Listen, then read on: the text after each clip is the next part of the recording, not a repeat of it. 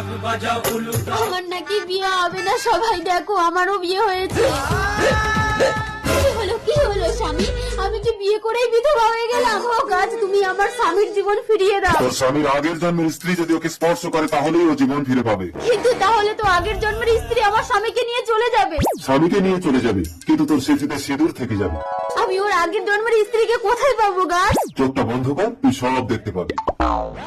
স্বামী, তুমি 5 বছর পর বাড়িতে ফিরলে। জানো আমি না তোমার সন্তানের মা হতে চলেছি। আজ আমি ভীষণ খুশি রূপা, আজ আমাকে যে যা চাইবে আমি তাই দেবো। যা চাইবো তাই দেবে? তাহলে আমার স্বামীর জীবন ফিরিয়ে দাও। তা কি করে সম্ভব? সম্ভব। আমার স্বামীর আগের জন্মের স্ত্রী যদি একে স্পর্শ করে তাহলে আমার স্বামীর জীবন ফিরে আসবে। কিন্তু কে ওর আগের জন্মের স্ত্রী? তোমার বউ। না না স্বামী, আমি কোনো পরপুরুষকে স্পর্শ করতে পারবো না। আমি আমার সন্তানের জন্য কথা দিয়েছি, তুমি যাও রূপা, যাও রূপা।